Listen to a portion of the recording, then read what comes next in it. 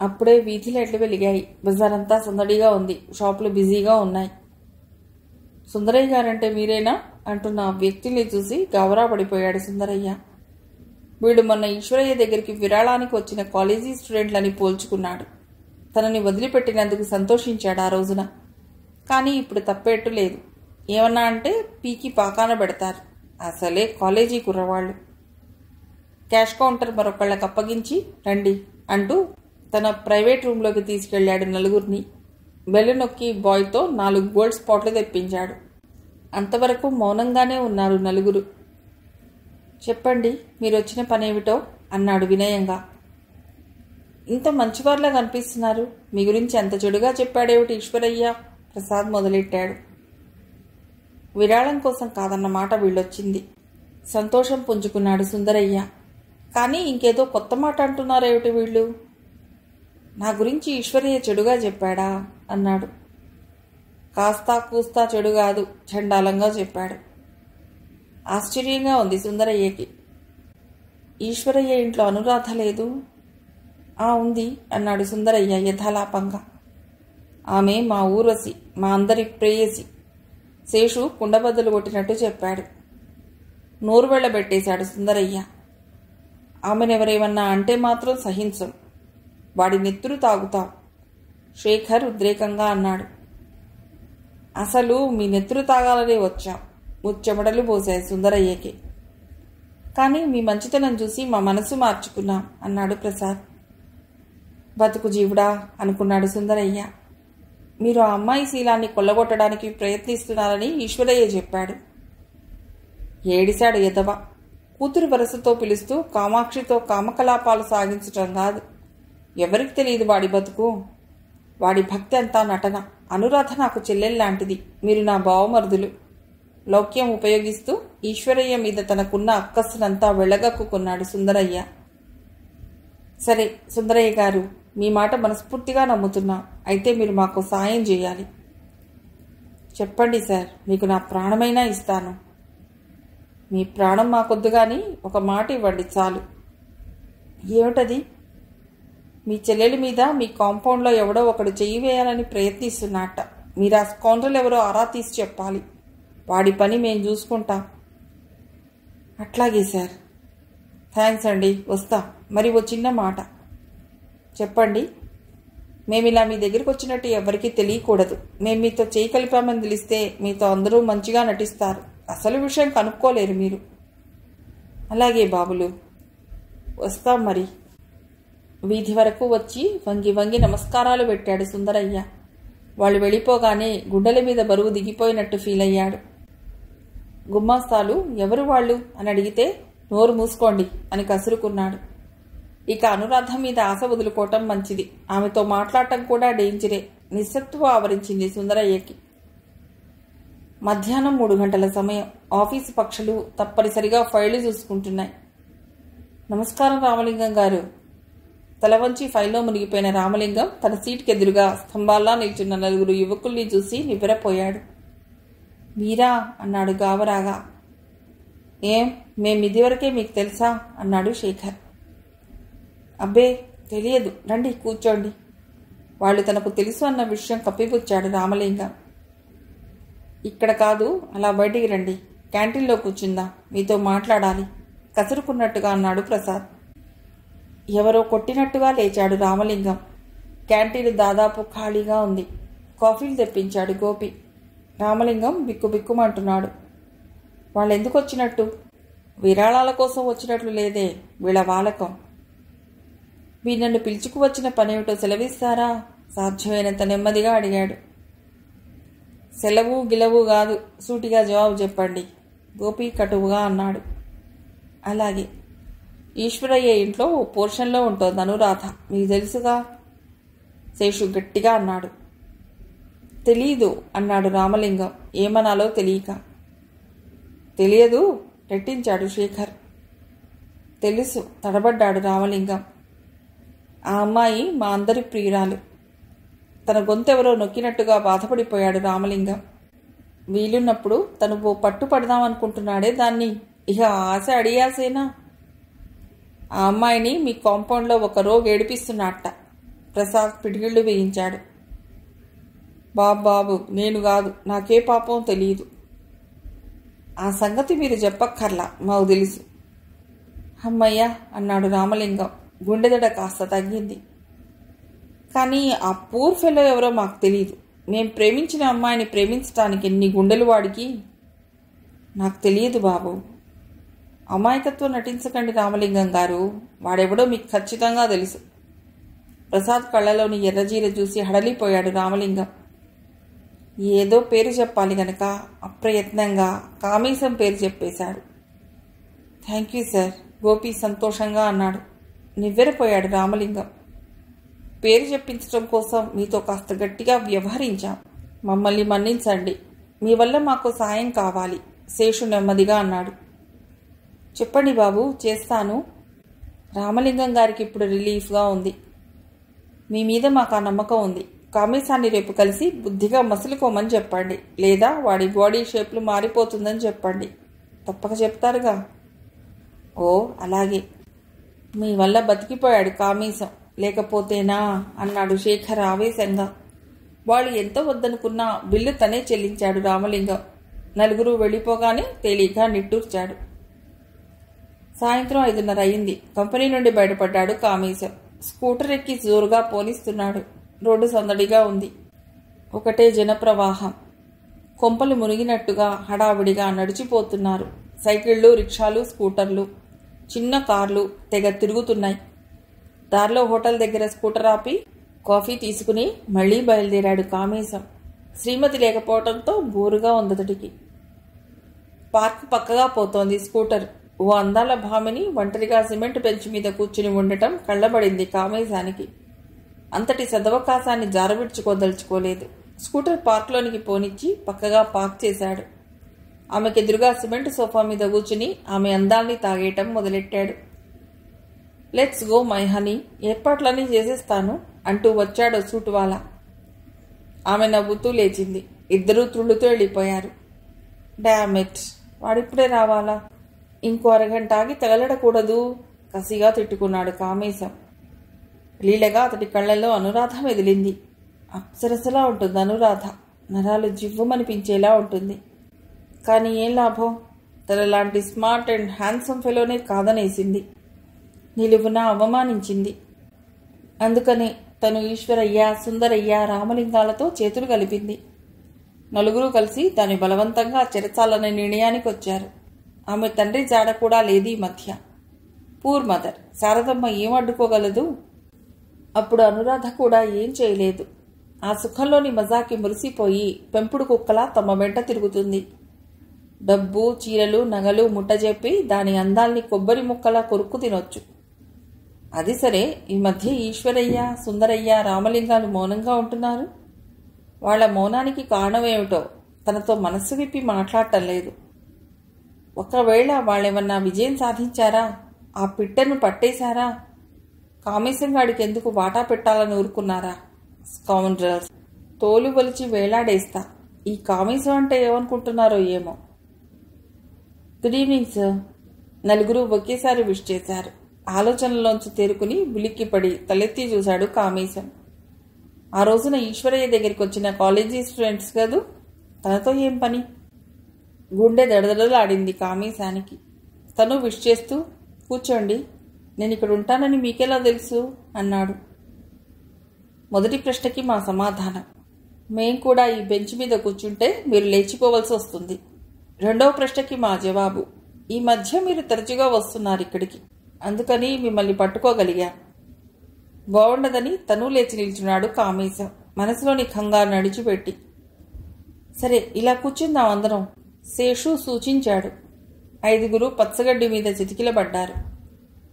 ఏమిటో నాతో పని చెప్పండి కంగారుగా అన్నాడు.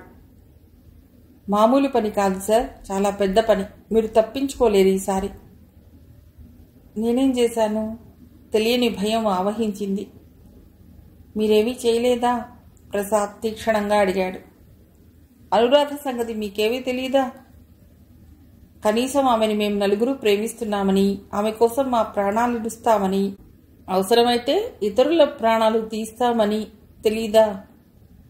గోపి ఆవేశంగా అన్నాడు. కుంగిపోయాడు కామేశం. అనురాధని వీళ్ళు ప్రేమిస్తున్నారా? నిజం, మీరంటున్న విషయం నాకింతవరకు తెలియదు ప్రాధేయపడుతున్నట్టుగా అన్నాడు. ఆల్ రైట్, ఒప్పుకున్నా. సుందరయ్య, ఈశ్వరయ్య, రామలింగాలన్నా తెలియదా? శేఖర్ అడిగాడు అతడి కళ్ళల్లోకి నిశితంగా చూస్తూ. తెలుసు. ఈశ్వరయ్య ఎలాంటివాడు? భక్తుడు. సుందరయ్య వ్యాపారస్తుడు. రామలింగం గవర్నమెంట్ ఉద్యోగి. మీరు ప్రైవేట్ కంపెనీలో పనిచేస్తున్నారు, అంతేగా మీరు చెప్పేది? ఇది కాదు మాకు కావాల్సింది. అసహాయంగా చూశాడు కామేశం. మీరు educated and employed young gentlemen. మీలో ఎంతో సంస్కారం ఉంది కనుక మీరు అలాంటి పనులు చేస్తారని మేము కనీసం ఊహించం కూడా. అయితే అసలు విషయం తెలిసి కూడా మీరు చూస్తూ ఊరుకున్నారు. అదే మీరు చేసిన నేరం. ఏమిటి? నాకేమీ అర్థం కావటం లేదు. అర్థమయ్యేట్టు చెప్తాం వినండి. ఆ ముగ్గురు గుంటనక్కల్లో ఒకడున్నాడు. ఎవడో వాడి పేరు చెప్పటం లేదు. అనురాధ. మా అనురాధ శీలాన్ని తన కామానికి ఫలహారంగా అరగిస్తాడన్నట్ట. వాడు మీకు తెలుసు. వాడెవడో నాకు తెలియదు సార్. తను కాదని వాడు తెలుసుకున్నందుకు లోపల సంతోషించాడు కామేశం. ఎందుకు సార్ దాస్తారు? వాడి పేరు మాకు చెప్పండి. రేపు ఈ పాటికి వాడి తల తెగేసి వాడి ఇంటి గుమ్మానికి వేలాడ కడతాం. తన గుమ్మం ముందు తన తల వేలాడుతున్నట్టుగా ఊహించుకున్నాడు కామేశం. తల్లడిల్లిపోయాడు. సరే, మీరేదో భయపడుతున్నారు. వాడికి మీరు గట్టి వార్నింగ్ ఇవ్వండి. ఈసారి కనీసం మా డార్లింగ్ అనురాధ కేసి చూసినా సరే వాడి తల మొండె నుండి గమ్మత్తుగా వేరవుతుందని చెప్పండి. మిమ్మల్ని కనిపెడుతూనే ఉంటాం. వాడిని మందలించారో లేదో ఆరా తీస్తూనే ఉంటాం. జాగ్రత్త. దూకుడుగా వెళ్ళిపోయారు వాళ్ళు. నిశ్చేష్టుడై అటే చూస్తుండిపోయాడు కామేశం. ఓ సాయంత్రం ఈశ్వరయ్య, సుందరయ్య, రామలింగం కామేశాన్ని పిలిచి తన ఇంటి మేడ మీద ఓ అత్యవసర సమావేశం ఏర్పాటు చేశాడు. నలుగురు కూర్చుని కాఫీ పలహారాలు ముగించిన తర్వాత ఈశ్వరయ్య గారు మొదలెట్టారు గంభీరంగా. మిత్రులారా, మానవ జన్మ చాలా పవిత్రమైంది. అది మళ్ళీ మళ్ళీ లభ్యం కాదు. అది మనకు లభించినప్పుడే దాన్ని మనం సార్థకం చేసుకోవాలి. ఈశ్వరయ్య గారి మాటలకు అడ్డు తగిలాడు రామలింగం. అయ్యా ఈశ్వరయ్య గారు, ఇదేమీ వేదాంత గోష్ఠి కాదు. నాకు తెలుసు రామలింగం గారు, ఇది ఎవరి గురించి కాదు, మనల్ని గురించే. అనురాధ అందాన్ని కొరుక్కు తిందాం అనుకున్నాం కదా అందరం. అవునా? అవును, సుందరయ్య బదులు పలికాడు. నేను పూజ చేసేటప్పుడు ఆ విషయం గుర్తు తెచ్చుకున్నాను. అంతే. జగన్మాత చెళ్ళున తెరిచింది వీపు మీద. ఒరే ఈశ్వరయ్య, నీకెలా బుద్ధి లేదురా? పెటపెటలాడే కామాక్షి లాంటి దాన్ని కూతురిగా చూసుకుంటున్నావు కదా. అనురాధ మీద నీకు పాడుబుద్ధి ఎలా పుట్టింది అని. క్షమించు మాత అన్నాను. క్షమిస్తాను, కానీ నీవు ఈ రోజు నుండి అనురాధని కన్న కూతురి కన్నా ఎక్కువగా చూసుకోవాలి. లేదా నీ తల 1000 వక్కలవుతుంది. రక్తం కక్కుకుని అక్కడే చస్తావు అంది. ఆమె ఆజ్ఞ శిరసా వహించాను. ఇవాళ నుండి అనురాధ నా కూతురు లాంటిది. ఇదివరకు మీతో కాని మాటలు మాట్లాడినందుకు సిగ్గుపడుతున్నాను. ఇహ మీ విషయం అంటారా? మీ ఇష్టం. సుందరయ్య వెంటనే అందుకున్నాడు. పెద్దవారు, పూజ్యులు, మీకే మనసు మారిపోయినప్పుడు ఇహ అల్పులం, మా సంగతి ఏముంది? నేను సిగ్గుపడుతున్నాను. లోగడ మనం అనుకున్న దానికి. ఇవాటి నుండి అనురాధ నా చెల్లెల్లాంటిది. తలవంచుకున్నాడు. ఈశ్వరయ్య ఎంత నంగనాచిగా మాట్లాడుతున్నాడు. వాళ్ళ నలుగురు వచ్చి నిన్ను చంపుతామని బెదిరించేసరికి ప్లేటు ఫిరాయిస్తున్నారా అనుకున్నాడు సుందరయ్య. శతకోటి లింగాల్లో ఓ బోడిలింగం అని మీరంతా సయ్య అంటే సయ్య అన్నాను గాని నా బోటి విరాగి లాంటి వాడికి అనురాధ లాంటి బంగినపల్లి మామిడి పండు ఎందుకు చెప్పండి? చీకటి పడగానే నా బాటిల్ సుందరి నాకుందిగా. సయ్యాటలాడటానికి అనురాధ నా 3వ కూతురు లాంటిది. నేను మాత్రం మీకు దొరుకుతానా మాటల్లో అనుకున్నాడు రామలింగం. నువ్వేమంటావో కామేశం? ఈశ్వరయ్య హరిరామ కండువా సవరించుకుంటూ అన్నాడు. కాంపౌండ్లో ఉంటూ 3 పెద్దవాళ్ల అడుగుజాడల్లో నడవకపోతే బాగుండదని సరే అన్నాను గాని నాకు అనురాధతో అవసరమేమిటి చెప్పండి? చక్కటి భార్య ఉండగా. అనురాధ నాకు తోడబుట్టిన దాని లాంటిది. మన నలుగురం ఈనాటితో మన మనస్సులో ఉన్న కుళ్ళును ఏరి అవతల పారేశాం. పశ్చాత్తాపంతో పునీతులమయ్యాం. పోతే ఓ మాట, అనురాధ అందం వెర్రెక్కించే అందం. అందుకని ఆమె ఎదురుపడ్డా ఇక నుండి ఆమె మొహం కూడా చూడరాదు మనం. అసలు ఆమెను పట్టించుకోనట్టే ఉందా? ఈశ్వరయ్య నీతి బోధించాడు శ్రోతలకి. సరేనంటే సరేనన్నారు మిగతా 3. ఆ నలుగురి మనస్సుల్లో నలుగురు బాడీగార్డులు సింహస్వప్నంగా మెదులుతున్నారు లీలగా. అనురాధ తమ మీద రిపోర్ట్ చేసిందో తమ శాల్తీలు గల్లంతైపోతాయని గడగడ వణికిపోతున్నారు లోపల. కొబ్బరి చెట్ల మించి ఉండుండి వీస్తున్న పిల్లగాళ్ళు వారికి హాయి కలిగించటం లేదు. అనురాధని వదులుకోలేని కోరిక, వదులుకోకపోతే ఆ కాలేజీ స్టూడెంట్స్ నలుగురు తమను పట్టుపడతారన్న భయం వారిని కలచివేస్తున్నాయి. కనుచీకట్లు ముసురుకుంటున్నాయి. సమావేశం ముగించారు ఈశ్వరయ్య గారు. కలతబారిన మనసులతో నలుగురు లేచి ఎవరిళ్లకు వాళ్ళు వెళ్ళిపోయారు. కింద నుండి వారి సమావేశాన్ని గమనించిన అనురాధ అలవోకగా నవ్వుకుంది. ఓ వారం రోజులు గడిచాయి. కాంపౌండ్ వాతావరణంలో చాలా మార్పు కనిపెట్టింది అనురాధ. ఈశ్వరయ్య, సుందరయ్య, రామలింగం, కామేశం తన ఉనికిని గురించి పట్టించుకోవటం లేదు. తను యాదృచ్ఛికంగా తారసపడ్డా తనను చూడటమే మానేశారు. ఒకరికొకరు పోటీపడి మంచివాళ్ళనిపించుకోవాలని తంటాలు పడుతున్నారు. లోగడ తనను వెంటబడి వేధించబోయిన కామపిశాచాలు వీళ్లేనా అనిపిస్తోంది అనురాధకి. దెబ్బకు దయ్యం దడవటం అంటే ఇదే కాబోలు. తన బాడీగార్డులంటే వణికి చస్తున్నారు ఈ పెద్ద మనుషులు. బాడీగార్డుల విషయంలో తను చేసిన పని సముచితమైనదే, చక్కటి ఫలితాలు కనిపిస్తున్నాయి అనుకుంది అనురాధ. ఓ రోజు తనని బాడీగార్డులు ఫాలో అవ్వలేదు. ఏదో వెలితిగా అనిపించింది ఆమెకు. దగ్గరలో ఉన్న పార్కు వెళ్లి కాసేపు కూర్చుంది. 5 నిమిషాల్లో బాడీగార్డులు నలుగురు అక్కడకు చేరుకున్నారు హుటాహుటిగా. మా కాలేజీలో కాస్త ఆలస్యమైంది, మీరింటికి వెళ్ళిపోయారేమోనని హడలి చచ్చాం. ఎవరో చెప్పారు మీరిక్కడ కూర్చున్నారని, అంతే ఆఘ మేఘాల మీద వచ్చేశాం అన్నారు. వాళ్ళకి తన మీద గల శ్రద్ధకి అభిమానానికి పొంగిపోయింది అనురాధ. నేను మీకోసం ఎదురు చూసి ఏమీ తోచక ఇక్కడికొచ్చేశాను అంది. నలుగురి హృదయాలు పులకించిపోయాయి. ఆంధ్రా జీడీలు అంటూ వచ్చాడు కుర్రవాడు. ప్రసాద్ అందరికీ తలో పొట్లం ఇప్పించాడు. ఇది జీడిపప్పుటండి, తీసుకోండి ప్లీజ్ అన్నాడు నవ్వుతూ. పొట్లం అందుకుంది అనురాధ. వేరుశనగ పప్పుని జీడిపప్పు అని అంటూ అమ్ముతున్నావు, జీడిపప్పుని ఏ పప్పు అని అమ్ముతావు నాయనా అన్నాడు శేషు హాస్యంగా.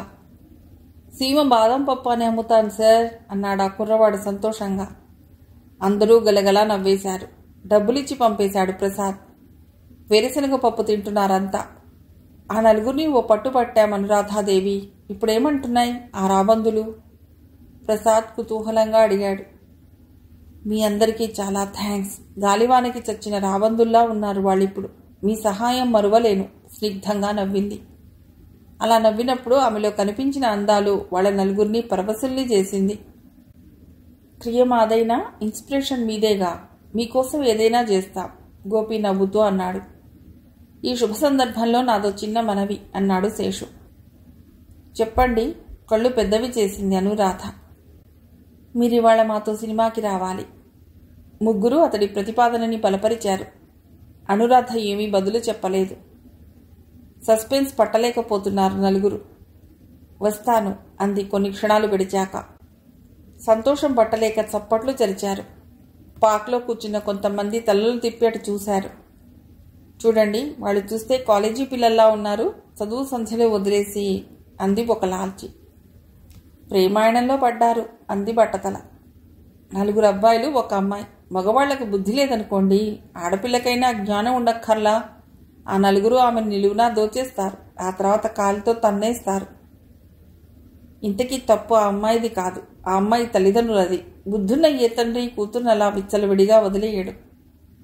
ఆ అమ్మాయికి ఆ అబ్బాయికి ఉండాలి గాని తల్లిదండ్రులు 24 గంటలు కాపలా కాయగలరా చెప్పండి. ఎంత నెమ్మదిగా మాట్లాడుతున్నా ఆ పెద్ద మనుషుల మాటలు అందరి చెవుల్లోనూ పడనే పడ్డాయి. యువకిషోరాలు లేచాయి, దూకటానికి సిద్ధంగా ఉన్నాయి.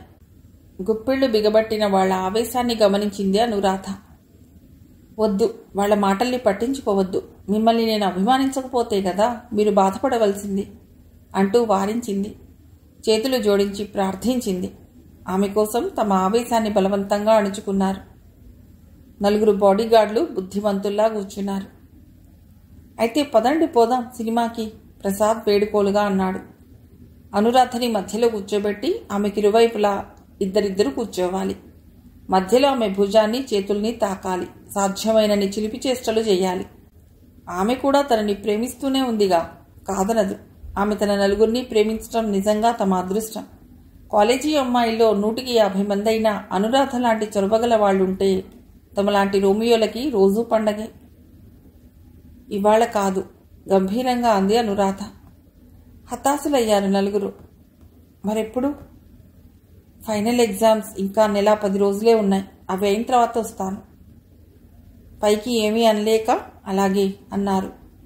చూడండి, అందరూ ఆమె వైపే చూస్తున్నారు. మీరు నా మాటకి అన్ని విధాలా మన్నించారు. నా కోసం మరి ఆడపిల్లల వెంటపడటం మానేశారు. ఆ నలుగురు పెద్ద మనుషులకి బుద్ధి చెప్పారు. పోతే ఇంకా ఒకటి చెయ్యాలి, నా మీద అభిమానం ఉంటే. ఇందాకే చెప్పాంగా, మీరు ఆజ్ఞాపించండి, నిప్పుల్లో దూకుతాం. అంత పని చెయ్యొద్దు. మీరు నిప్పుల్లో దూకితే మీ శరీరానికి బొన్నాలు రాయలేక నా చేతులు నొప్పెడతాయి. వాళ్ళ నలుగురి మనస్సు అర్థమైపోయింది. చెప్పండి, మీరేం చేయమంటే అదే చేస్తాం. గుడ్. అయితే ఇవాళ నుండి బుద్ధిగా పట్టుదలగా చదవండి. మీలో ఏ ఒక్కరు తప్పినా నేనెంతో బాధపడతాను. ఓ చూడండి, మేమంతా కష్టపడి చదివి మీతో పాటు పాస్ అవుతాం. గట్టి నిర్ణయానికి వచ్చినట్టుగా అన్నారు. Wish you good luck. Thank you. కానీ రోజు ఉదయం సాయంత్రం మీతో వచ్చే భాగ్యాన్ని మాత్రం కాదనకూడదు. ఓకే, చిరునవ్వు చిందించింది. బాడీగార్డులు ఓ అరఫర్లాంగు వరకు వచ్చి దిగబెట్టి వెళ్ళిపోయారు. వాళ్ళని గురించే ఆలోచిస్తూ నడుస్తోంది అనురాధ. తను చేసే పని మంచిదేనా? తన శీలాన్ని కాపాడుకోవటం కోసం ఈ నలుగురి సాయం కోరింది తను. వెంటనే ఆదుకున్నారు వాళ్ళు. ఫలితాలు కూడా చక్కగా వచ్చినాయి. తను ఇవాళ ఆ కాంపౌండ్లో నిర్భయంగా ఉండగలుగుతోందంటే అది తన బాడీగార్డుల చలవే. ఇందాక వాడిన ఆయుధంతో పరీక్షలైపోయేటంత వరకు ఇబ్బంది లేదు.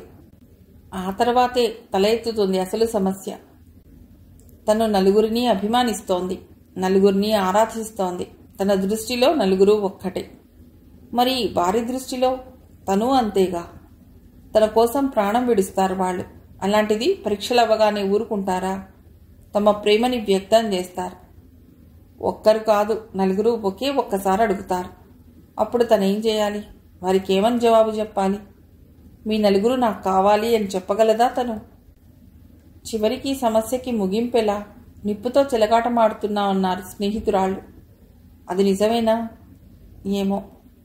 అమ్మో, భయం వేసింది అనురాధకి. అదురుతున్న గుండెలతో ఇంట్లో అడుగుపెట్టింది. మిగిలిన కథ తర్వాతి భాగంలో.